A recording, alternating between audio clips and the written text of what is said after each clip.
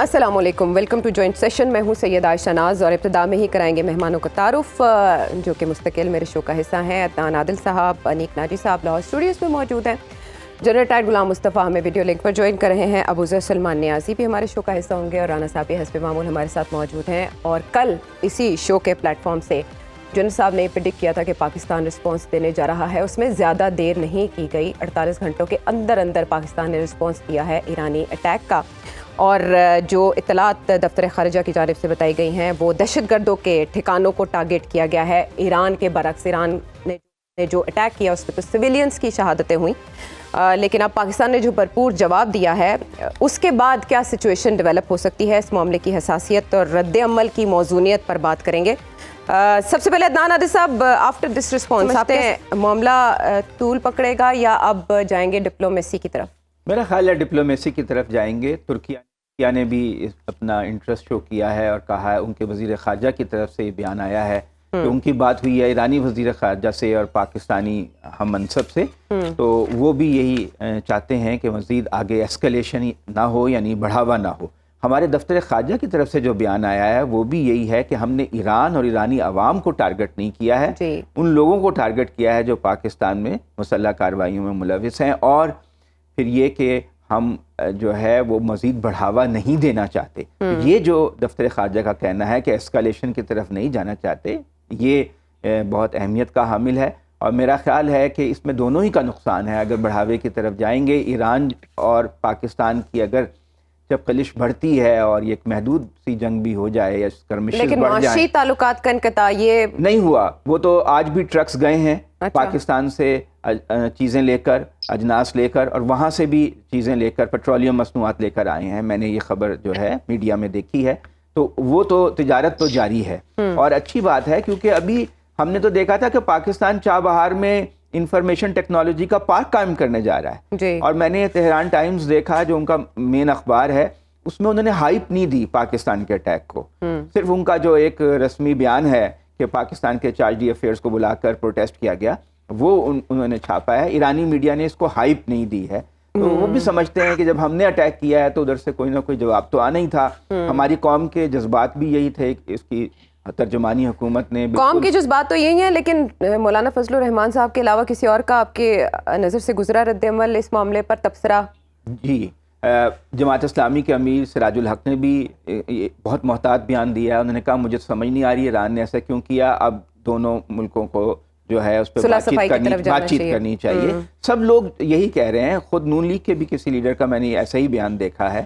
تو اچھی بات یہ ہے کہ دونوں جو ممالک ہیں ایک دوسرے سے بات چیت کریں، کیونکہ پاکستان اگر انگیج ہوتا ہے ایران کی طرف تو ہمیں انڈیا سے بھی تو خطرہ ہے نا. 2 فرنٹ تو نہیں افورڈ کیا جا سکتا. ایران بھی جو ہے اس کو اسرائیل کی طرف سے خطرہ ہے، اور وہ تو کہہ رہے ہیں کہ ہم نے جو آپریشن کیا ان گروپس کے خلاف کیا ہے، عراق میں، شام میں، بلوچستان میں، جو اسرائیل کی مدد سے ہمارے خلاف کام کر رہے تھے، ہمارے خلاف کارروائیاں کر رہے تھے.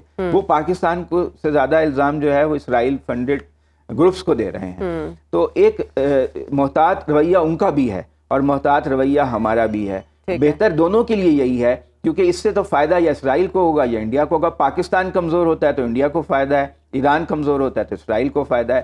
تو دونوں کا مفاد اسی میں ہے کہ بات چیت کریں اور ایک میکانزم طے کر لیں کہ کس طرح ان گروپوں کو، جو عسکریت پسند گروپ ہیں، کبھی ادھر کارروائی کرتے ہیں کبھی ادھر کارروائی کرتے ہیں، ان کو کیسے ایریڈیکیٹ کرنا ہے، ختم کرنا ہے یا ان کو کمزور کرنا ہے، اور کہ یہ ایسی کارروائیاں نہ کر سکیں جس سے معصوم شہری جو ہیں اس کا نشانہ بنتے ہیں، ہدف بنتے ہیں. میرا خیال ہے پاکستان کی جو سیاسی لیڈرشپ ہے اس نے بھی بہت ذمہ داری کا مظاہرہ کیا ہے. تمام لوگ ایک تو متفق ہو گئے اپنے قومی مفاد میں. تمام قوم لگ رہا ہے یونائٹڈ ہے، جو کہ پولیٹیکلی پولرائزڈ ہے، لیکن نیشنل ایشو کے اوپر تمام لوگ جو ہیں متحد ہیں. اور پاکستانی قوم کا کانفیڈنس بھی بحال ہوا ہے. جنرل صاحب، آپ نے کل ہی اس کی لیڈ دے دی تھی کہ ایسا کچھ ہونے جا رہا ہے اور پاکستان نے ویسا ہی کیا، لیکن سفیر کی واپسی پر یہ عمل کیا گیا. آپ کے خیال میں اتنے عرصے میں ایسا رسپانس دینا یہ کتنا مفید ثابت ہوا، اور نیبرنگ کنٹریز لائک افغانستان اور انڈیا کے لیے اس میں کیا میسج ہے؟ دیکھیے، میسج پوری دنیا کے لیے 2 میسج ہیں. سب سے پہلا میسج تو یہ ہے کہ خدا نخواستہ اگر پاکستان کی سالمیت کو یا پاکستان کے عہدات کو کہیں زخم پہنچنے کا اندیشہ بھی ہوگا تو یہ قوم آپس میں جس طرح بھی دستے گریبان رہے متحد ہو جائے گی. اور اپنے وفات کے ساتھ سیسا پرائی دیوار کی طرح کھڑی ہوگی اور انشاءاللہ پاکستان کو زخم نہیں پہنچنے دیں گے. یہ وہ میسج ہے جو ساری دنیا کے لیے بہت زیادہ ضروری تھا, کیونکہ ہمارے بارے میں عام طور پہ تاثر اتنا پازیٹیو نہیں تھا. نمبر 2 کہ پاکستان کی سالمیت ایک ایسی ریڈ لائن ہے جو پاکستان کبھی کراس کرنے نہیں دے گا. پاکستان کے جو بارڈرز ہیں وہ ہمارے آباء و اجداد کے خون سے کھینچی ہوئی لکیریں ہیں, ان کو ہم کسی کو کراس کرنے نہیں دیں گے. بھارت نے کوشش کی, اس کو پتہ لگ گیا کیا ہوگا. افغانستان کو بڑا کلیئرلی بتا دیا گیا ہے. اور اب ایران کے بعد میرا خیال ہے کسی کو یہ شک نہیں رہنا چاہیے, کیونکہ عام طور پر اچھا ہی ظاہر کیا جا رہا تھا کہ مودی صاحب الیکشن کے قریب آ کے کچھ نہ کچھ ایسی کارروائی کریں گے جس سے ان کو آلریڈی جو پاپولیرٹی ہے, جنگوزم جو ان کا ہے, اس کو اور جلا ملے گی اور وہ اور مضبوط ہو کے سامنے آئیں گے. میرا خیال ہے اب ان کو بھی کان ہو گئے ہوں گے. اس قسم کی کوئی حرکت کرنے سے پہلے وہ 1000 دفعہ سوچیں گے کہ پاکستان جس حالت میں بھی ہوگا, پاکستان اپنی سالمیت سے کبھی آنچ نہیں آنے دے گا. اور یہ کل ہی میں نے آپ سے کہا تھا کہ قومی غیرت اور حمیت کا جب معاملہ آتا ہے تو پھر سود و زیاں سے پھر آگے نکل کے بات ہوتی ہے, تو پاکستان نے وہ کر دکھایا آج. یہ وہ ایسا ایک ہے جس سے پوری قوم کا ایک تو اعتماد بحال ہوگا, جو جس طریقے سے فوج پاکستان کے اوپر تانہ زنی ہو رہی تھی اس کے بعد, اور مختلف قسم کے جو لوگ ہیں جس میں کراس دی پولیٹیکل ڈیوائڈ سب بھی اس میں شامل تھے, مختلف لوگ جو پاکستان کے اوپر انگلیاں اٹھا رہے تھے فوج پاکستان پہ, سب کو ان کو بھی کان ہو گئے ہوگا کہ ٹھیک ہے باقی معاملات اپنی جگہ پر, لیکن جب پاکستان کی اور پاکستان کی قوم کی سالمیت کی بات آئے گی تو پھر انشاءاللہ فوج پاکستان کبھی مایوس نہیں کریں گی. یہ بہت ضروری تھا اور یہ کرنا بھی تھا. میں نے کل بھی آپ سے اسی کہا تھا کہ پاکستان کچھ نہ کچھ کرے گا ضرور, کیونکہ ریڈ لائن ایک ایسی ہے جس کو پاکستان کبھی کراس ہونے نہیں دے گا انشاءاللہ. تو اب اس کے بعد کی صورتحال ایسی ہے کہ ایران کو یہ بھی بات ابھی سمجھ آ گئی ہے اور آ جانی چاہیے اگر نہیں آئی تو, کہ نقصان اس میں ایران کا بہت زیادہ ہے. اس طریقے سے ہے کہ ایران نے اس وقت توجہ اس کی اسرائیل اور امریکہ لیڈ جو 12 ملکوں کا جو بحری بیڑے اس خطے میں پھر رہے ہیں, وہ ایسے نہیں پھر رہے کہ وہ صرف ایک آدھ کے ہوتیوں کو اس کو نشانہ بنائیں گے. جیسے ان کو ایک شک بھی پڑا کہ ایران کمزور پڑ رہا ہے تو ایران کے اوپر وہ حملہ آور ہوں گے اور ایران کو اس سے بہت نقصان پہنچے گا. یہ بھی ایک بہت اہم چیز ہے جو ایران کو سمجھنی چاہیے. تیسری چیز جو بہت اہم چیز ایران کو سمجھنی چاہیے کہ روس نے بھی, ترکی نے بھی اور چین نے بھی, یہ وہ ممالک ہے جن کا اس خطے میں انٹرسٹ بہت زیادہ ہے. وہ کوئی یہ تینوں یہ نہیں چاہیں گے کہ پاکستان اور ایران کی آپس کی چپرکش کی وجہ سے جہاں پر بہت مشکل سے جو ہم نے ایک اس خطے میں ایک سٹیبلٹی کی طرف لے کے جا رہے ہیں امریکہ کے نکلنے کے بعد, اس کو دوبارہ اسی جگہ پر نہیں آنے دیا جائے گا کہ امریکہ بہادر اپنے مغربی طاقتوں کے ساتھ پھر آ کے یہاں پر راجمان ہو جائے. ٹھیک ہے, اور پھر چین کا, روس کا, سب کا پتہ یہاں سے کاٹیں گے. جو کوشش ہے اس میں وہ کامیاب ہو جائے. ٹھیک ہے, لیکن ایران جو پہلے بھی عالمی محاذ پر تنہائی کا شکار ہے اور پاکستان نے اس بات کا ادراک کرتے ہوئے ماضی میں ایران کا بہت ساتھ دیا ہے.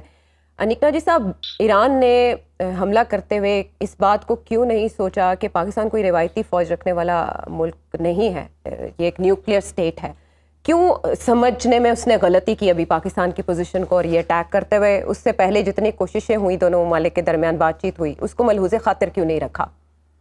دیکھیے جی, اس کا جواب اس کے سوا کیا ہو سکتا ہے کہ وہاں پہ جو اس وقت ایک آمریت ہے وہ امبیرسمنٹ کا شکار ہے, مختلف دباؤ ان پر بہت زیادہ ہے, ان کے جنرلز, ان کے لوگ بہرحال وہ ایک تکلیف میں ہیں. تو ایک ری ایشورنس اپنے لوگوں کو دینا کہ وہ یہ کر سکتے ہیں, امریکہ کو ایک پیغام دینا کیونکہ وہ یہ سمجھتے ہیں کہ ہم امریکی کیمپ میں ہیں, خود وہ بہت اینٹی امریکہ ہیں, اپنے لوگوں کو یہ بتاتے ہیں. تو یہ ساری وجوہ ہو سکتی ہیں, لیکن جیسا کہ گفتگو ہوئی کہ یہ اس کا یہاں رک جانا یہ سب کے بھلے میں ہے.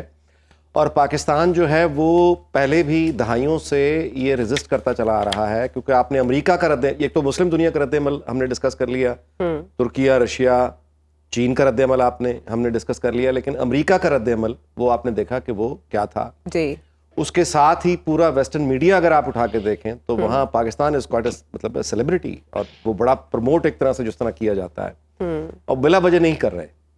اور ہمارے پاس یعنی ہمارے اوپر تو یعنی الیور کرنے کے لیے, پاکستان کو چام کرنے کے لیے کہ پاکستان ایران کے خلاف کوئی کارروائی کرے, یہ دہائیوں سے ہے, اور اس کے عوض پاکستان کو بہت کچھ مل سکتا ہے.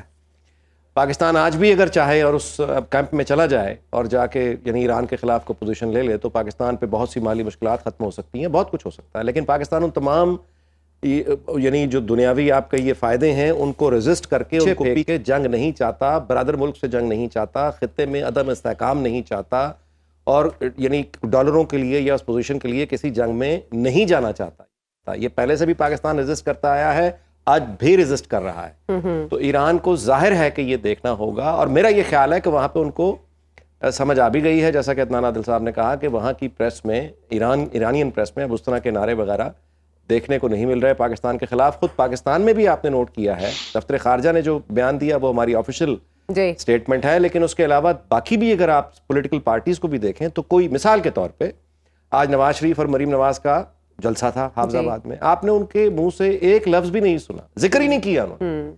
یعنی 3 دفعہ کا وزیر اعظم رہا ہوا ہے, اس نے ذکر بھی نہیں کیا اس کا, کیونکہ وہ کوئی میجر پولیٹیکل پیپلز پارٹی نے مذمت کی ہے, انہوں نے ذکر بھی نہیں کیا, کیونکہ وہ اس بات کو یعنی جس طرح سے کوئی خاندان کا کوئی بزرگ ہوتا ہے, وہ اگر کوئی یعنی ہائیسٹ لیول پہ, آپ نے دیکھا کہ ہماری عسکری قیادت مثال کے طور پہ آپ نے وہاں پہ ہائیسٹ لیول پہ کوئی رد عمل, کوئی اس طرح کا وہ نہیں, ناگوار بات یا بات کو بڑھانے والی, کشیدگی کو بڑھانے والی کوئی نعرہ یا کوئی اس طرح کی بات نہیں سنی. تو یہ اس کا مطلب یہ ہے کہ ہمارے بڑے جدر بھی ہیں, وہ سول سائڈ پہ ہیں یا ملٹری سائڈ پہ ہیں, وہ اب بھی اس کو یعنی نہیں چاہتے سلجھاؤ کی طرف لے کے جانا. لیکن ایسا ہی تدبر اب ایران کی طرف سے بھی دیکھنے کو ملے گا, اسکور سیٹلڈ انیق صاحب؟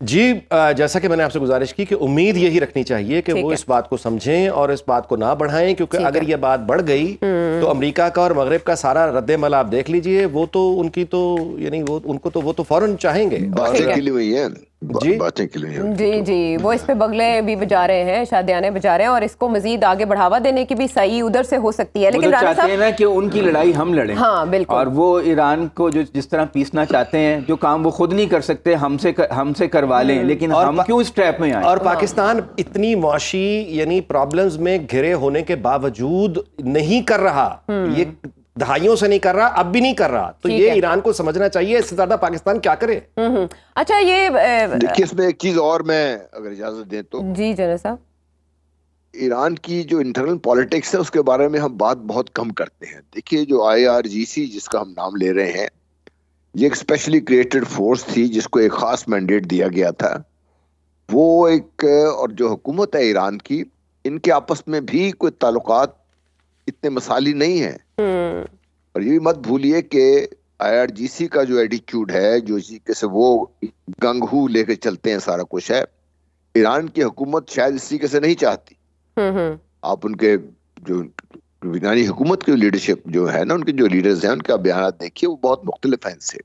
تو IRGC کو بھی میرا خیال ہے کہ وقت آ گیا ہے کہ ان کے جو امام ہیں اس وقت ایران میں, وہ ان کو کنٹرول کر سکتے ہیں. ان کو بھی میرا خیال ہے وہ الیکشن آلریڈی آ گئے ہوں گے, کیونکہ وہ بہت بہتر سمجھتے ہیں, وہ ان کی ایک تاریخ ہے, وہ اس معاملات کو بہت بہتر سمجھتے ہیں, اور وہی جانتے ہیں کہ اس قسم کے جو گروہ ہیں جنہوں کو پروان چڑھایا گیا ہے, وہ ایران کے فائدے کے لیے کام نہیں کر رہے, خاص طور پہ جب پاکستان کی بات آتی ہے. تو ٹھیک ہے, وہاں پہ جو فار سائٹڈ لیڈرز ہیں وہ تو پاکستان کے ساتھ ڈیفیوز کرنے کی سچویشن کو کوشش کریں گے, لیکن مین وائل جو پاکستان میں نیشنل سیکورٹی کمیٹی کا اجلاس, کیبنٹ میٹنگ طلب کر لی گئی ہے, رانا صاحب اس میں آپ کے خیال میں کیا فیصلے لیے جائیں گے؟ آئندہ الیکشنز کے حوالے سے بھی اس پہ بات ہو سکتی ہے, کیا ایجنڈا ہوگا؟ دیکھیں, ایک تو بہاولپور میں ایک انسیڈنٹ ہوا ہے. بہاولپور میں جو الیکشن کمیشن کے جو لوگ تھے وہاں پہ کورٹ میں موجود تھے, اور وہاں پہ ایک ایشو ہوا تھا جہاں تک ان کو روکا گیا وہاں پہ, اور ان کو کہا گیا کہ جناب الیکشن کے سمبلز جو ہیں آپ چینج کریں. دے ریزسٹ, جو الیکشن کمیشن کا سٹاف تھا اس نے کورٹ میں ریزسٹ کیا, اس نے کہا جی کوئی چیز ہمیں بلیک اینڈ وائٹ میں اگر کورٹ دے دیتی ہے تو we are ready to do that. But ultimately ہوا یہ, ٹو کٹ اٹ شارٹ, انہوں نے الیکشن سمبل چینج کر دیے. اب وہ الیکشن کمیشن کے جو سمبلز تھے جو بنے ہوئے تھے, جو دیے ہوئے تھے پہلے, انہوں نے چینج کر دیے, جو سٹاف نے اس نے چینج کر دیے. اب وہ چینج کرنے کے بعد ایک پریسیڈنٹ سیٹ ہو جاتا ہے. اب وہ پریسیڈنٹ جب سیٹ ہوگا تو وہ سارے لوگ دوڑنا شروع کر دیں گے, جی ساڈا بھی سمبل چینج کرو. اب وہ سمبل چینج کرنے کی جو روایت پڑ گئی ہے, بہاولپور کے سے شروع ہو گئی ہے, وہ الٹیمیٹلی جائے گی اب سپریم کورٹ میں, پھر الیکشن کمیشن کو جانا پڑے گا. ना चाहते हुए भी। ٹھیک ہے. अब यहाँ पे अब आप ये देख लें कि यहाँ पे जनाब बैलेट पेपर छपने को जा चुके हैं, सिंबल एक कोर्ट जनाब आपकी कह चुकी है कि जनाब उसको चेंज कर दो और वहां पे चेंज हो गए हैं। तो आप मुझे बताएं कि जब बैलेट पेपर छपने चले गए हैं और वो उसको फिर दोबारा चेंज किया जाएगा या दोबारा ऑर्डर दिया जाएगा कि चेंज करो जी बैलेट पेपर दे सिंबल जेडे चेंज हो गए ने। तो ultimately the election commission will have to go to the supreme court once again, और हम सब लोगों की नजरें जो है वहां पे एक दफा फिर जाके जम जाएंगी। एक तो मसला ये हो गया। अब वो उसमें इफ्स एंड बट्स आ जाते हैं कि अब वो टाइम कंज्यूमिंग काम है। अब वो इफ्स एंड बट्स इसलिए आ जाते हैं कि वहां पे कितना टाइम लगेगा इलेक्शन कमीशन को जाते हुए या सुप्रीम कोर्ट को फैसला देते हुए कितना टाइम लगेगा। उसमें 8 फरवरी जो है वो इलेक्शन होने हैं। یعنی اب سپریم کورٹ سے اس معاملے کی بھی روک ضروری ہے، اس پر سپریم کورٹ کا حکم آنا ضروری ہے، کیونکہ الیکشن کمیشن پہلے یہ کہہ چکا ہے کہ ہم پرنٹنگ کا کام شروع کر چکے ہیں، اچھی خاصی مقدار ہے کاغذ کی جو چھپائی کے لیے جا چکا ہے، اس سے مسائل پیدا ہوں گے اور الیکشن ڈیلے ہو سکتے ہیں. یہ خدشہ ہے اپنی جگہ پر. یہی کہہ رہا ہوں، اس میں میں عرض کر رہا ہوں، یہی بتا رہا ہوں آپ کو کہ اب اس میں الیکشن کمیشن اب کیا کرے گا. 8 فروری کو اگر الیکشن نہ کرا سکے تو پھر سارا مدعا تو الیکشن کمیشن سے پایا جائے گا. ٹھیک ہے. تو ایک یہ چیز ہوگی، وہ اب ساری آئیز ایک دو روز کے اندر اندر ہم دیکھیں گے ایک مرتبہ پھر ہم سپریم کورٹ میں گھس جائیں گے. اچھا ایک یہاں پہ بات ہو رہی تھی، ہم بات کر رہے تھے جب یہ جو ٹف چل رہی ہے بٹوین ایران اینڈ پاکستان، اس میں بات چل رہی تھی کہ میکنزم نہیں ہے. دیکھیں mechanism is already in place. وہاں پہ انٹیلیجنس شیئرنگ بھی ہوتی ہے دونوں ممالک کے درمیان، ٹھیک ہے، اور انٹیلیجنس شیئرنگ کے اندر ساری چیزیں بتائی جاتی ہیں، ایک دوسرے سے شیئر کی جاتی ہیں، ٹھیک ہے. ہاٹ لائن جس کو ہم جو ڈی جی ایم اوز کی کل بھی میں نے بات کی تھی کہ جناب ڈی جی ایم اوز دونوں ملک کے جو ایک دوسرے سے بات کر سکتے ہیں. دوسری بات، تیسری بات یہ ہے کہ ٹھیک ہے یہاں پہ بات ہو رہی ہے کہ سینس شوڈ پریویل، اور دونوں ملک جو ہے وہ جناب ایک دوسرے کو جناب we take Iranians as our brothers, but then again they should also have some same attitude towards us. لیکن وہ اگر دیکھا جائے تو ان دا ڈیز ٹو کم آپ لوگوں کی بڑی پازیٹیو اپروچ ہے. میں تھوڑا سا میں ریئلسٹکلی چلنا چاہوں گا کہ یہ بارڈر ہمارا جو ہے اس کو ہم نے پیس بارڈر ڈکلیئر کیا ہوا ہے ہر بٹوین ایران اینڈ پاکستان. جب پیس بارڈر ڈکلیئر کیا ہوا ہے اور پھر اس قسم کا انسیڈنٹ ہوتا ہے تو that means there is some thing wrong some where. اب وہ کیا وہاں پہ غلط ہے جو ایران کے اینڈ پہ ہے، وہ یہ ہے کہ دیکھیں اگر جو بھی آتا ہے جو آگے ان کو پرووک کرتا ہے یا ان کو غلط انٹیل دیتا ہے یا جو کچھ ہوتا ہے وہ they could have asked us، نہیں کیا. آگے جو ہے اس طریقے کا بارڈر ہمارا ہے، اس میں اگر یہ کہا جائے کہ جناب اس طرح سب چیزیں ٹھیک رہیں گی تو یہ I would say it's a 50-50 sort of a thingy. ٹھیک ہے. 50-50 sort of a thingy میں ریپیٹ کر رہا ہوں. ٹھیک ہے. So it has to be transparent between the two countries, which is already transparent, but then again اس کو مزید بہتر کیسے بنایا جا سکتا ہے، میں اکیلا نہیں بنا سکتا، یعنی کہ پاکستان اکیلا نہیں بنا سکتا. اس میں ایران بھی ان پٹ چاہیے، ایران کی ہیلپ بھی چاہیے اور اس کا ایک پازیٹیو ایٹیٹیوڈ بھی چاہیے. تو اگر وہ نہیں ملے گا مجھے تو میں ون سائیڈڈ افیئر تو نہیں چلا سکتا ایران کے ساتھ، ٹھیک ہے. سو یہ ذرا ذہن میں رکھ لے. تو یہ ان چیزوں کو ریئلسٹکلی دیکھے کہ at the very first place اگر ان کو کہا بھی گیا، ان سے میں بیک ڈور ڈپلومیسی کی بات بتا دیتا ہوں آپ کو. ٹھیک ہے. بیک ڈور ڈپلومیسی میں پاکستان نے ان کو کہا بھی کہ اگر آپ یہ کہیں گے کہ یہ غلطی سے ہو گئے جناب راکٹ فائر تو پھر بھی وی ول لیٹ اٹ گو. لیکن انسسٹ کرتے رہے، اس کو انسسٹ کرتے رہے نہیں جی غلطی بھی نہیں ہوئی. تو پھر آپ خود یہاں پہ ایسا ریجڈ ایٹیچیوڈ ہوگا تو ان دا ڈیز ٹو کم ہم نے تو میسج دے دیا کلیئر، ہم نے تو انڈیا کو بھی میسج دے دیا کہ بھائی افغانستان کو بھی دے دیا، سب کو دے دیا کہ ہماری سوورینٹی پہ اگر کوئی حملہ ہوگا تو وی ول اسٹرائک بیک. لیکن point is when it comes to Iran, وہ جو ایڈمنٹ تھے آج بھی ایڈمنٹ ہیں کہ جی ہم نے وہاں پہ جا کے راکٹ فائر کیے ہیں. تو اس ایڈمنٹ ایٹیچیوڈ کو، اس ریجڈ ایٹیچیوڈ کو جو ایران نے اپنایا ہوا ہے، اس کے اندر اگر نہیں کوئی چیز آئے گی، کوئی پازیٹیوٹی نہیں آئے گی، اس کے اندر کوئی اس میں نہیں آئے گی تو پھر ہم کیا کر سکتے ہیں. ٹھیک ہے. یعنی کہ ایران کو اپنی غلطی کا احساس کرنا چاہیے، ندامت ضروری ہے اس معاملے کو لے کر. اگر مسلم امہ کی بھی بات کی جائے، اچھا اس میں چین ثالثی کی پہلے پیشکش کر چکا ہے، لیکن ابو ذر اس معاملے کو اتنا ہلکا بھی نہیں لینا چاہیے اور تمام چینلز بروئے کار لانے چاہیے تاکہ آئندہ ایسا کوئی اقدام دہرایا نہ جا سکے. OIC کو اس سلسلے میں اپنا کردار ادا نہیں کرنا چاہیے اگر یہ معاملہ مسلم امہ کا ہے, برادر اسلامی ممالک کے درمیان کشیدگی ہے؟ کون سی OIC جی چھوڑیں ابو ذر. ہاں جی دیکھیں OIC نے پہلے کون سا کوئی افیکٹو رول پلے کیا ہے کسی چیز میں؟ اگر کیا ہو تو مجھے آپ ایگزامپل دے دیں. ایک نان ایگزسٹینشل قسم کی باڈی ہے جس کی نہ کوئی انٹرنیشنل لیول پہ سے ہے, اس کی کوئی افیکٹو اتنی اس وائس جو ہوتی ہے میٹر بھی نہیں کرتی. میں نے کبھی نہیں دیکھا کسی انٹرنیشنل پالیسی میکنگ میں ان کا کوئی رول آیا ہو یا کسی نے اس کو سیریسلی لیا ہو. تو یہاں بھی دیکھیں پاکستان پہ ہماری ٹیریٹری جو تھی وہ وائلیٹ ہوئی تھی, یہ ایک فیکٹ ہے. پاکستان ریٹیلیٹ کیا ہے, لیکن اس کا مطلب یہ نہیں ہے کہ اب this must lead to further contravention یا فردر کنفرنٹیشن. میرے خیال سے اب بیٹھ کے اس کو پیسفلی سیٹل کر لیں تو دونوں ملکوں کے بہتر ہے. اپنے ڈفرینسز اگر کوئی ہیں ان کے تو اس کو سیٹل کر لیں. At the end of the day جو جنگ ہوتی ہے وہ کسی کے لیے اچھی نہیں ہوتی, نہ ہم افورڈ کر سکتے نہ ایران افورڈ کر سکتا ہے. ایران کی بھی بڑی پریکیریس اس قسم کی سچویشن ہے, پوری دنیا سے وہ علیحدہ ہے, سارے ویسٹرن ورلڈ سے اس پہ تعلقات اتنے خاص اچھے نہیں ہیں. تو میرے خیال سے اگر وہ پاکستان سے بھی اپنے تعلقات خراب کر لے گا تو پھر ایران خود بھی بڑی ڈیفیکلٹ اور انسسٹینیبل پوزیشن پہ پہنچ سکتا ہے. تو میری ریڈنگ اس میں یہی ہے کہ یہ لوگ بیٹھ جائیں, کیونکہ وہ یاد آپ کو پڑا ہوگا برٹرینڈ رسل نے بڑی پیاری بات کی تھی, جو وار ہوتی ہے وہ یہ ڈٹرمن نہیں کرتی کون غلط ہے کون ٹھیک ہے, وہ صرف یہ ڈٹرمن کرتی ہے واٹ. تو at the end of the day کچھ بچتا نہیں ہے. اگر آپ جنگ لڑیں دونوں سائڈوں کا نقصان ہوتا ہے.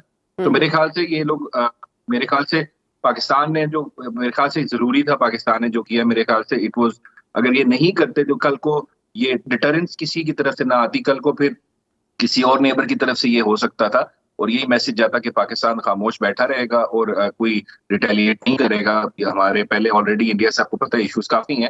تو میرے خیال سے اب ایک چیز ہو گئی, ہم نے ایک دکھا دیا کہ پاکستان کی جو ڈیفینس ہے اس کو ہم کمپرومائز نہیں کریں گے کسی بھی سچویشن میں. اگر کوئی وائلیٹ کرے گا ہماری ٹیریٹوریل انٹیگریٹی تو میرے خیال سے ایک اچھا میسج چلا گیا پوری دنیا کو کہ ہم اس پہ کمپرومائز نہیں کریں گے. تو اب آگے دیکھیں دونوں میرے خیال سے بیٹھ کے اپنے سارے مسئلے حل کر لیں. لیکن اس میں دیکھیں ایک چیز میں کہنا چاہوں گا ساتھ تھوڑی سی, پاکستان کی جو فورن پالیسی ہے یا انفیکٹ ڈیفینس پالیسی بھی ہے, اس کے اندر نا ہمارے پارلیمنٹ کا میجر رول ہونا چاہیے. جب تک پارلیمنٹ کا میجر رول نہیں ہوگا تب تک ہمارے یہ مسئلے نہیں ہوں گے. اوور دا ایئرز دیکھیں آپ 60-70 ایئرز میں پاکستان کا جو ڈیفینس پالیسی یا فورن پالیسی ہے اس میں پارلیمنٹ کا بہت منیمل رول رہا ہے ہمیشہ سے. بھٹو صاحب کے ٹائم پہ کافی رول تھا, اچھا تھا, کافی زیادہ تھا. لیکن جب تک جو لوگوں کے الیکٹڈ نمائندے نہیں آ کے آپ کی فورن پالیسی پہ اپنا رول پلے نہیں کریں گے, آپ کا الیکٹڈ پرائم منسٹر ہو جس کو پورے پارلیمنٹ کی پورے آپ کے پبلک کی support who, will of the people reflect کر رہی ہے اس کی چوائس میں, اس کی ڈیسیجن میکنگ میں, تو میرے خیال سے بہت بہتر فورن پالیسی بن سکتی ہے. اب پاکستان کے اس وقت ایک عریبین سی ہے ہمارے ساؤتھ پہ, اس کو چھوڑ کے ہمارے سارے نیبر سے اس وقت تعلقات میرے خیال سے اتنے خاص اچھے نہیں ہیں. تو دیٹ مینس کہ کچھ تو ہم سے بھی غلطیاں ہوئی ہوں گی نا, کچھ ہم نے بھی مسٹیکس ہوئی ہوں گی کہ افغان پالیسی میں ہم سے غلطیاں ہوئی ہوں گی, شاید ایران کی پالیسی میں کچھ ہم سے غلطیاں ہوئی گی. تو انٹروسپیکشن کا وقت ہے. تو جب تک ہم اپنی غلطیاں گے تو میرے خیال سے اس طرح سب کو بلیم کرنا سارے نیبرز ہو رہے ہیں, شاید ہم سے بھی غلطیاں ہوئی ہوں. تو میرے خیال سے وہ تب ہی جب اس میں ڈیبیٹ ہوگی, پارلیمنٹ میں ڈسکشنز ہوں گی, تو بڑے اچھے فیصلے ہو سکتے ہیں جس سے اس ملک کی بھی بہتری ہو سکتی ہے. At the end of the day سب سے تعلقات بہتر ہوں گے تو اکانومی بہتر ہوگی. اگر ہم لڑتے رہیں گے تو ہماری اکانومی بہتر نہیں ہوگی, اور اکانومی بہتر نہیں ہوگی تو ملک یہ آپ کا پروگریس نہیں کر سکتا. صاحب رائے ہے یہ آپ کی کہ پارلیمنٹ کو فیصلے کرنے چاہیے. اب نیشنل سیکورٹی کمیٹی اس صورتحال میں اگر بیٹھ رہی ہے تو دیکھتے ہیں کہ فیصلہ کرتے ہیں. لیکن اگر صرف بحیرہ عرب سے پاکستان کے تعلقات بہتر ہیں اور ارد گرد کے مقابلے سے نہیں, تو اسے ہم between the dual and the deep sea کہہ سکتے ہیں. واپس آتے ہیں ایک بریک کے بعد.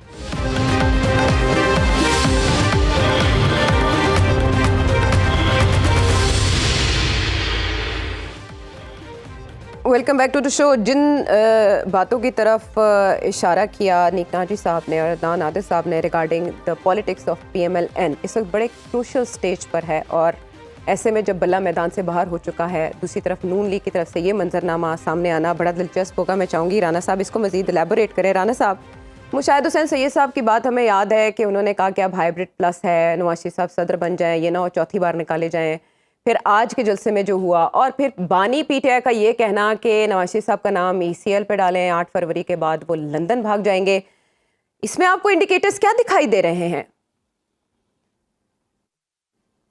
دیکھیں میرا نہیں خیال میاں صاحب جس وقت دل کرتا ہے جا سکتے ہیں، لیکن میرا نہیں خیال کہ کسی وجہ سے یا کوئی ان کو کوئی پروبیبلی جس چیز کی نشاندہی کی جا رہی ہے کہ انہیں شاید کوئی ہیٹ فیس کرنی پڑے گی تو وہ لندن چلے جائیں گے. لندن جائیں کیوں نہ جائیں جی، جس وقت دل کرتا ہے جائیں، جس وقت دل کرتا ہے آئے، وہ مسئلہ نہیں ہے. میں تھوڑا سا ڈس ایگری کروں گا ان سے شاہ جی سے. شاہ جی ٹھیک ہے اپنی ایک رکھتے ہیں، شاہ جی کا مسئلہ یہ ہے، شاہ جی چاہتے ہی ہیں کہ جو نواز شریف صاحب ہے صرف اور صرف کانسنٹریٹ کرے پریزیڈنسی کی طرف اور پرائم منسٹر کا سلاٹ جو ہے وہ کھلا چھوڑے. اچھا مشاہد حسین سید صاحب کی بات کر رہے ہیں، مجھے لگا شاہ جی آپ کسی اور کو کہہ رہے ہیں. میں ذرا کلیئر کر دوں کہ شاہ جی سے مراد مشاہد حسین سید صاحب ہیں، دوسرے سید صاحب نہ سمجھ لیجیے. دوسرا سید کون ہے؟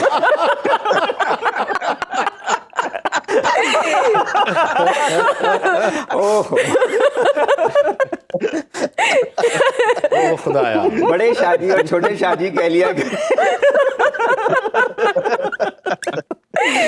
جی رانا صاحب یہ بڑی شرارتی ہیں، یہ آپ کے ساتھ پنگے بازی کرتی ہیں. یہ کہا یادگار رہے گا. جی جی جی بالکل آپ نے بڑی مہربانی کر دی ہے.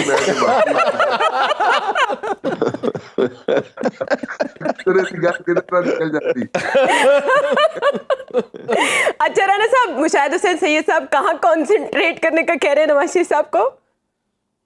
پریزیڈنسی. اچھا ٹھیک ہے، نواز شریف صاحب مان رہے ہیں. میاں صاحب پہ اتنا بڑا تانا نہ لگایا کریں کنسلٹیشن کا جو ہے نا، وہ میاں صاحب پہ تانا نہ لگایا کریں ہم لوگ.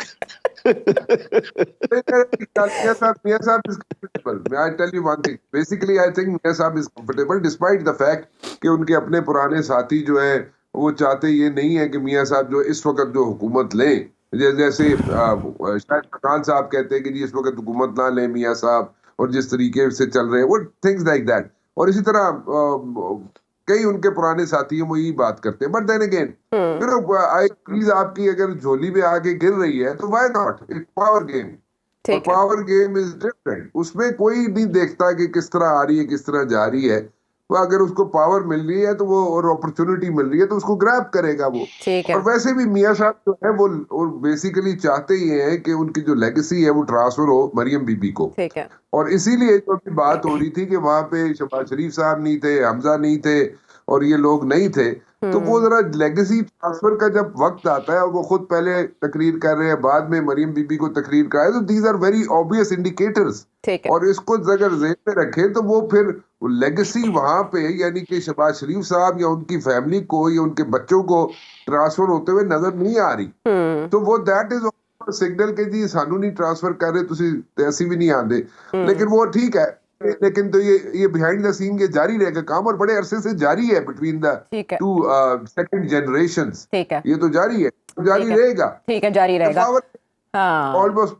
لیکن وہ آپ کی بات نا رانا صاحب کہ اگر جھولی میں کوئی چیز گر رہی ہے تو کوئی مذائقہ نہیں ہے. بات یہ کہ اس جھولی میں کتنے عرصے کے بعد چھید ہو جانے ہیں یہ بھی دیکھنا بڑا اہم ہوگا. تو پی ٹی آئی کی طرف آتے ہیں. ابوذر شیر افضل مروہ صاحب کے جو بھی معاملات ہیں جس کے بارے میں بانی پی ٹی آئی کے ریمارکس بھی سامنے ہیں، اور اس کے بعد اب کیمپین سٹارٹ ہونے جا رہی ہے سیٹرڈے سے، اس کو لیڈ آپ کے خیال میں کون کرے گا؟ پنجاب میں ایزیلی کر سکے گی پاکستان تحریک انصاف کیمپین؟ اور یہ جو دستبرداری ہے الیکشن لڑنے سے ٹاپ ٹیئر لیڈرشپ کی، یہ غیر اعلانیہ بائیکاٹ کے مترادف نہیں؟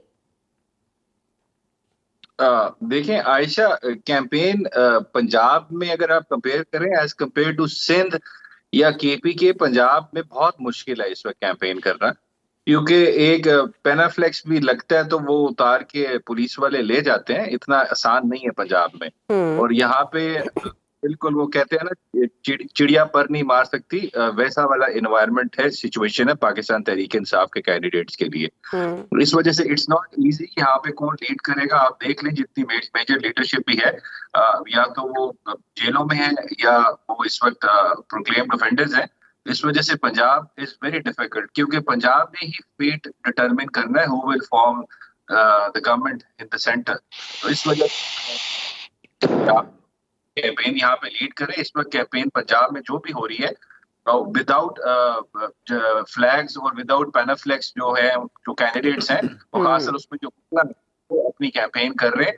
باقی تو اتنی آسان نہیں ہے یہاں پہ کیمپین کرنا, اٹس ویری ڈیفیکلٹ یہاں پہ. اور اب آپ کے سامنے ہی ہے وہ جو بیٹ کا سمبل ہے وہ بھی پارٹی کے پاس سے چلا گیا. تو میرے خیال سے اس سے زیادہ اچھی انوائرمنٹ تو میاں نواز شریف صاحب کے لیے نہیں ہوگی کہ وہ الیکشن یہاں پہ پنجاب میں لڑیں. اب ایک ہی میرے خیال سے ایک FIR ایک اور بھی کر دیں چیئرمین PTI پہ کہ جو فرعون کو مشورہ دیا تھا دریائے نیل میں اترنے کا وہ بھی انہوں نے دیا تھا, تو اس پہ FIR کو کاٹ دیں. میرے خیال سے اس طرح کی انوائرمنٹ تو رہ کے گیا یہاں پہ. تو اس لیے یہاں پہ پنجاب میں کیمپین کرنا اٹس ویری ڈیفیکلٹ. لیکن شیر افضل مروت کہہ رہے ہیں کہ انہیں کہا گیا ہے کہ وہ پنجاب میں ہاں کلیئرٹی کیسے آئے گی؟ وہ آج بیرسٹر گوہر کے ساتھ کھڑے ہو کے انہوں نے میڈیا سے ٹاک کی ہے اور کہا ہے کہ انہیں کہا گیا ہے کہ سندھ اور پنجاب میں آپ کیمپین کریں. تو شیر افضل مروت دیکھیں ایسے سمجھنے کی ضرورت ہے جو چیئرمین PTI ہے وہ اس وقت جیل میں ہے, تو وہاں سے کمیونیکیشن کا بہت بڑا گیپ ہے. حامد خان صاحب جو ہیں ان کی اسٹیٹمنٹ ڈفرینٹ آ جاتی ہے, پھر شیر افضل مروت کی ڈفرینٹ آ جاتی ہے. تو اس وجہ سے کوئی بھی کیمپین لیڈ کرے, میرے خیال ہے شیر افضل مروت بھی کیمپین لیڈ کرے تو ہی will be more than welcome to do it. اگر وہ کر سکتے ہیں تو بالکل کرنی چاہیے کیمپین. لیکن اگر وہ کر سکتے ہیں کہ یہاں لاہور جب وہ آئے تو یہاں پہ MPO کے تحت اریسٹ کر لیا گیا تھا, پھر ان کو 4-5 دن کیمپ جیل میں انہوں نے گزارے تھے. تو Punjab is very difficult as compare to the rest of the provinces. یہ دستبرداری کی بھی وجہ ہمیں بتا دیں. دستبردار کس نے کی ہے مجھے ذرا اعظم سواتی صاحب, مراد سعید صاحب کے نام, اس سے پہلے بھی top tier leadership from Punjab کاغذات نامزدگی وہ واپس وڈرا کر رہے ہیں. اس کا ریزن یہ ہے کہ وہاں کیونکہ پشاور ہائی کورٹ میں کیس پینڈنگ تھا اور ٹریبیونل سے بھی ڈسمس ہو گیا تھا, تو وہاں پہ وڈرا انہوں نے اس وجہ سے کر لیا ہے میرے خیال سے کہ اگر وہ الاؤ ہوتی ہے یا وہ سپریم کورٹ جائیں گے 10 دن اور گزر جائیں گے تو پھر نیا بیلٹ پیپر کیسے چھپے گا. اور شفقت محمود صاحب کی بھی کوئی ایسی ریزن تھی؟ نہیں, وہ تو دیکھیں ان کا تو تھا کہ سلمان اکرم راجہ صاحب از دا کینڈیڈیٹ ناؤ, تو اس وجہ سے ان کو تو وڈرا کرنا تھا کیونکہ چیئرمین PTI نے راجہ صاحب کو چوز کر لیا تھا, ان کا حلقہ ایک ہی تھا, تو اس وجہ سے وہ پھر بیٹھ وہ کنٹیسٹ نہیں کر سکتے تھے. چلے سیاسی بساط پر کیا چل رہا ہے, کس کے ساتھ کیا ہو رہا ہے, آپ نے جاننے کے لیے جا سکتے ہیں.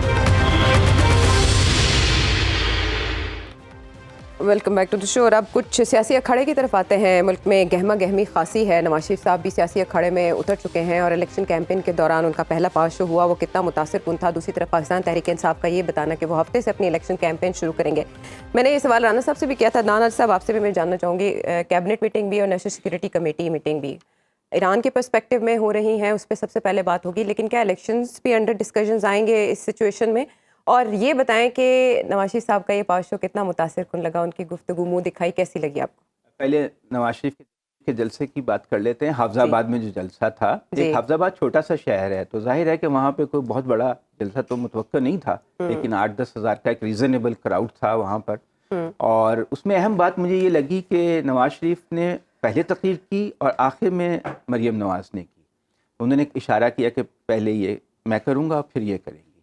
تو اس کا مطلب یہ ہے کہ وہ یہ میسج دینا چاہتے ہیں لوگوں کو, اپنے سپورٹرز کو, کہ اب لیڈر جو ہیں بڑی وہ مریم نواز, کیونکہ آخری تقریر جو ہوتی ہے سب سے بڑے لیڈر کی ہوتی ہے, تو وہ ان کی جو جانشین ہیں یا پارٹی کی جو لیڈر ہیں اب وہ مریم نواز ہیں, تو وہ ان کو پروموٹ کیا انہوں نے. نواز شریف کی تقریر بہت مختصر تھی اور انہوں نے دونوں نے آج مریم کی جو اوکاڑا میں تقریر تھی اس میں بانی PTI کا بہت ذکر تھا اور یہ کہا بھی گیا کہ وہ 80-90% انہی کا ذکر کرتی رہی. آج ایسا نہیں تھا, آج صرف وہ کہتی رہی وہ 28 مئی والے ہیں, یعنی ایٹمی دھماکے کیے تھے, 9 مئی والے نہیں ہیں, جو اشارہ جو 9 مئی کے واقعات کی طرف تھا. اور نواز شریف کی تقریر میں کوئی ایسا ذکر نہیں تھا بانی PTI کا نہ مریم کی. تو انہوں نے صرف اپنے اور انہوں نے کوئی نئی بات نہیں کی, صرف یہی کہا کہ میری اگر حکومت پہلے نہ جلدی جاتی تو حالات مختلف ہوتے, پاکستان بہتر حالات میں ہوتا. تو اس سے ایک بات انہوں نے کی مریم نے کہ 200 یونٹ بجلی کے ہم مفت دیں گے. تو بھئی پہلے ہی 9,000 ارب روپے کا خسارہ ہے بجٹ میں, تو اب اگر 200 یونٹ بجلی کے مفت دیں گے تو پھر یہ پیسے کہاں سے آئیں گے؟ یہ بلاول بھی کہہ رہے ہیں ہم 300 یونٹ مفت دیں گے, وہ کہہ رہی ہیں 200 یونٹ مفت دیں گے. تو پہلے ہی معیشت جو ہے ہماری ڈاما ڈول ہے اور قرضے مانگ آدھا, یعنی جتنا ہمارا خرچہ ہے اس سے آدھی آمدن ہے حکومت کی. تو یہ اس طرح کے وعدے الیکشن میں ہی ہو سکتے ہیں. تو باقی بات یہ کہ جو میٹنگ ہوگی کیبنٹ کی, ظاہر ہے الیکشن آ رہے ہیں تو بہت بڑا ایونٹ ہے, اس پہ بات ہوگی اور ایران کے ایشو پہ بھی ہوگی, اور دیکھیں گے انتظامات اب تک جو ہوئے ہیں, جو مسائل جیسے رانا صاحب کہہ رہے ہیں کہ وہ بیلٹ پیپر چینج ہونے سے مسائل ہوں گے, کاغذ کی بھی شارٹیج ہو سکتی ہے کہ کاغذ ہی اویلیبل نہیں ہے اور اس طرح کے, تو ان سب باتوں پہ غور ہوگا. اور سیکیورٹی ارینجمنٹ کیسے کرنے ہیں خاص طور سے اب جب کہ ایران کے ساتھ ٹینشن ہے اس وقت تک، جب تک یہ ریزالو نہیں ہوتی تو سیکیورٹی ارینجمنٹ کو کیسے مینیج ایک کیا طرف ہم جائے نے گا۔ کے پی کے حوالے سے مولانا کا موقف سنا، پھر بلوچستان میں یہ حالات ہوں تو کیا صوبوں میں التوا کے بھی آپشن ہو سکتا ہے زیر غور عدنان صاحب؟ جی یہ کچھ حلقوں میں تو بعض لوگ کہہ رہے ہیں کہ اگر بیلٹ پیپرز کا مسئلہ ہوا تو کچھ حلقوں میں جہاں پہ بیلٹ پیپرز کے نشانات چینج ہو رہے ہیں Security situation؟ سیکیورٹی سچویشن میں مجھے نہیں لگتا کہ اتنا بڑا ایشو ہو سکتا ہے، کیونکہ اس سے پہلے بھی حالات خراب رہے ہیں، زیادہ بھی خراب رہے ہیں۔ سیکیورٹی سچویشن تو نہیں، ہاں اگر ایران کے ساتھ ٹینشن بڑھ جاتی ہے پھر تو ڈیفینیٹلی کچھ نہ کچھ کرنا پڑے گا، کیونکہ لیکن امید تو یہی ہے کہ ٹینشن بڑھے گی نہیں اور اسکرمشز جو ہیں نہیں ہوں گی۔ جہاں تک بات پہنچ گئی ہے یہیں پہ رک جائے گی، کیونکہ دونوں ملکوں کا مفاد اسی میں ہے۔ تو مجھے نہیں لگتا کہ سیکیورٹی سچویشن کی، ایک ہمارے بڑے جرنلسٹ ہیں نامور، وہ البتہ جب ہوا بھی تیز چلتی ہے تو لگتا ہے کہ وہ کہیں گے کہ الیکشن ملتوی کر دو، ہوا بڑی تیز چل رہی ہے۔ ہاں بالکل، وہ سب سے پہلا ٹویٹ ہی انہوں نے یہ کیا کہ نزاکت اس قدر زیادہ ہے اس معاملے کی، تو سب سے پہلے یہی کام کر دیا جائے۔ وہ بات کہ اگر 9/11 پاکستان میں ہوا ہوتا تو کیا ہوتا، ڈبل سواری پر پابندی سب سے پہلے لگا دی جاتی، کچھ ایسا ہی معاملہ ہے۔ اچھا جنید صاحب واپس آتے ہیں، یہی جو اس وقت پاکستان میں فضا بنی ہے سیاسی، اور اس میں نواز شریف صاحب کی انٹری کو وہ کہا جاتا تھا نا آئیں گے تو چھا جائیں گے، آج ان کے اسپیچ سے آپ کو کیا امپریشن ملا جنید صاحب؟ دیکھیے جی، same old man same thing, کوئی اس میں مجھے کوئی زیادہ توقعات پہلے بھی نہیں تھی، اب بھی نہیں ہے ان سے، کیونکہ دیکھیے ہم بار بار ایک چیز ہم بھول جاتے ہیں کہ ہر انسان کی، ہر کوئی بھی انسان لینے دنیا میں ادر دین آف کورس جو چوزن ون ہے اللہ تعالیٰ کے، ایک کیپیسٹی ہے، اس سے بڑھ کے وہ کچھ نہ کچھ کر سکتا ہے، نہ ہی اس کو کوئی اور چیز ہو سکتی ہے۔ اس میں 3 دفعہ پرائم منسٹر رہے ہیں، 3 دفعہ میں جو انہوں نے کام کیے ہیں، ان کے علاوہ اس سے زیادہ میرا خیال ہے ان کی سوچ بھی اس طرح نہیں ہے۔ کیونکہ میں تو یہ بھی حیران ہوتا ہوں کہ جب پچھلی دفعہ ان کو، جب وہ اپنے کیوں نکالا مہم پہ نکلے تھے، تو ان کا ایک بیان آیا تھا، جی مجھے تو پتہ نہیں تھا کہ ہمارا نظام عدل اتنا خراب ہے، ورنہ میں ٹھیک کرتا ہے اس کو۔ تو اب اس حالات میں اب کیا توقع کر سکتے ہیں؟ ان کی سوچ ٹھیک ہے، سڑکیں بناتے ہیں، وہ اچھی بات ہے، چاہیے پاکستان کو سڑکیں، لیکن میں یہ بھی سوال پوچھتا رہتا ہوں باہر سے کہ ہمیں اپنے پاکستان کے اندر سڑکیں بنانے کے لیے ہمیں چین سے اتنا بڑا قرضہ لینے کی کیا ضرورت تھی؟ وہ تو پاکستان کے اندر ریسورس سے بھی بن سکتی تھی۔ تو ان کو یہ کہ بھی ترقی کر جاتا ملک، پتہ نہیں ہو جاتا، شاید لوگوں کو یہ شک شاید رہتا ہے ہمیشہ، لیکن جو آج پاکستان کے مسائل ہیں یہ نہیں کی وجہ سے، لوگوں کی وجہ سے ہے نا۔ پیس پارٹی نے کیا، IPPs دے کے آئے، اس کے بعد ابھی اس وقت آپ کی جو پاور جنریشن ہے آپ کی ریکوائرمنٹ سے 12,000 میگاواٹ زیادہ ہے، اور آپ کی ٹرانسمیشن اس کا قابل ہے ہی نہیں کہ اٹھا سکے آپ کی۔ اس کا کوئی حل تو وہ نہیں، پہلے جب تھے وہاں پہ تو حل کرنا چاہیے تھا، ان کو نہیں کیا انہوں نے۔ اب کیا کریں گے آپ کے اس پہ؟ اب تو آپ کا جو بجلی کی وجہ سے جو قیمتیں بڑھ گئی ہوئی ہیں، اگلے دن منشا صاحب کا شاید یہ آرٹیکل تو میں سن رہا تھا کہ اس قدر بڑھ چکی ہوئی ہے بجلی کی قیمت آپ کی، اور آپ کے پاس کو کم کرنے کا کوئی ذریعہ نہیں ہے۔ یہ جو ہمیں لالی پاپ دیا جا رہا ہے کہ 200 یونٹیں 300 یونٹیں ہوں گی، بالکل صحیح ہے، پیسے کہاں سے آئیں گے؟ ہمارے پاس کوئی ذریعہ کوئی مجھے بتانے کو تیار نہیں ہے کیسے ہم یہ جو ہمارے گلے میں پڑا ہوا ہے ڈھول اس کو بجائیں گے، کیسے بجلی کی قیمتیں کم ہوگی، کیسے اس ہماری جو انڈسٹری کمپیٹیٹو ہوگی۔ جب تک یہ کچھ نہیں ہوتا تو آپ کیا کریں گے؟ آپ کیسے، آپ کی جو اکانومی آپ کیسے ترقی کرے گی اس چیز سے؟ تو یہ تو کوئی جواب دینے کو تیار نہیں ہے، باتیں سنتے رہے گھر میں جو یونٹ بجلی کا استعمال ہو رہا ہے 65 روپے کا ہے، اور جو آپ سردیوں میں بل دیکھیں کمرشل ہے وہ 100 روپے کا ہے۔ تو اب جب 32 روپے کا یونٹ ساہیوال پلانٹ سے حکومت کو ملے گا تو وہ ظاہر ہے کہ اور پھر وہ 25% تو ویسے ہی لاس ہو جاتا ہے بجلی کا۔ میرا خیال ہے وہ جو کنونشنل جلسے ہوتے تھے نا، اس سے اب ہٹ کے یہ بات ہونی چاہیے، اگر کوئی پارٹی واقعی چینج لانا چاہتی ہے تو جو سوال ہم یہاں پلیٹ فارم پہ پوچھ رہے ہیں، جو جنرل صاحب کوشچنس کر رہے ہیں، نیک ناجی صاحب، ان کے جواب جلسوں میں دیے جائیں۔ ہمیں للکارنے سے کچھ نہیں ملتا کہ عمران خان نے کیا کیا، یا ہم آ کے یہ معجزہ کر دیں گے یا چھڑی گھمائیں گے۔ ان کو بتانا چاہیے کہ روڈ میپ کیا ہوگا، کیوں نہیں ابھی تک مسلم لیگ نون وہ روڈ میپ دے سکی؟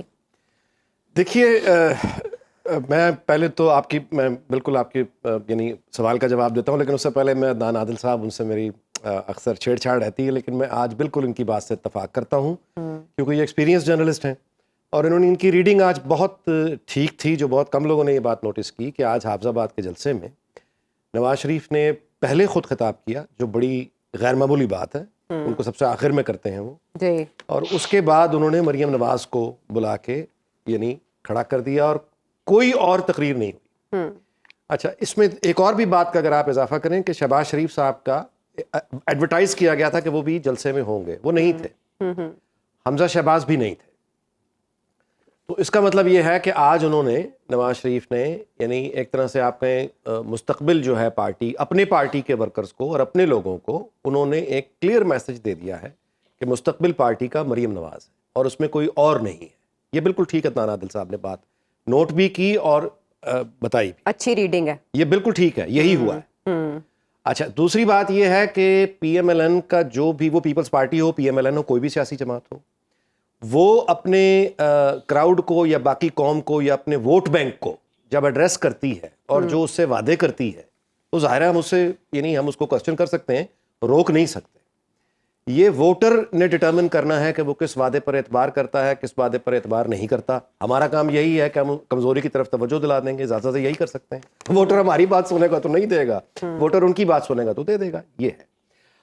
इसके अलावा मैं आपसे गुजारिश है कि ये भी करना चाहूँ कि ये एक नुक्ता नज़र है, ठीक है, जिसका जिक्र हुआ कि ये ईरान की तरफ मैं एक इशारा करना चाहता हूँ कि ईरान के साथ अगर खुदा न खास्ता हमारे मामलात बिगड़ते हैं तो भारत इसका फ़ायदा उठाएगा। मैं नहीं समझता, मेरा एक नुक्ता, इनके इस दूसरे नुक्ता नज़र के अपने दलाइल हैं, लेकिन मैं ये तवज्जो आपको दिला दूँ कि अगर ईरान की तरफ कोई ऐसा खुदा न खास्ता मामला होता है तो अमेरिका का और बाकी वेस्ट का रद्द-ए-अमल आप देख लीजिए, वो पाकिस्तान के पीछे खड़े हो जाएंगे और फिर वो गारंटी ले लेंगे इस बात की कि इंडिया को वो कोई एडवेंचर करने से बाज रखेंगे, जैसे पहले भी इन्होंने किया है, और वो ताकत रखते हैं कि इंडिया को रोक दें। सो अगर पाकिस्तान ईरान के साथ कन्फ्रंट्रेशन नहीं चाहता तो उसकी वजह भारत का खौफ नहीं है कि हम उधर, ये मैं क्लियर करना चाहता हूँ।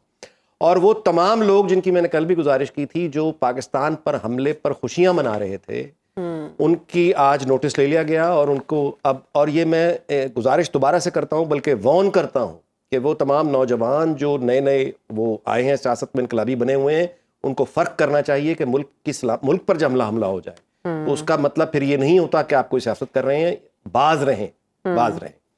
और आखिरी बात मैं ये आपसे गुजारिश करना चाहूँगा इसमें कि देखिए, ये जो कुछ भी हम देख रहे हैं, यानी ख़ास तौर पे वो लॉबी जिसकी तर्जुमानी एक बड़े एंकर साहब करते हैं और जो हर बात पे इलेक्शन का इल्तवा चाहते हैं, इस वक्त जो भी ईरान से कन्फ्रंटेशन चाहता है, जो भी किसी बहाने से इलेक्शन का इल्तवा चाहता है, उस जो ईरान से यानी जंग फैलने का ख्वाहिशमंद है, वो अमेरिकन इंटरेस्ट को फॉलो कर रहा है, वो मगरिब के एजेंडे को बढ़ा रहा है, वो एंटी यानी चीन और बाकी मुस्लिम उम्मा और पाकिस्तान के इंटरेस्ट में नहीं है। ठीक है। और जो लोग ये काम कर रहे हैं दूसरा इलेक्शन का इल्तवा वाले, ये एक और बहरान की तरफ हमें धकेल रहे हैं। तो हमारा काम सिर्फ निशानदही करना है कि हम उनको देख लें। चले, नेशनल सिक्योरिटी कमेटी से हम देखते हैं कि क्या निकलता है, उसके कौम का लाहे अमल या रियासत का लाहे अमल इस मामले की तरफ क्या है, जो कि बहुत पेचीदा है। वापस आते हैं ब्रेक के बाद।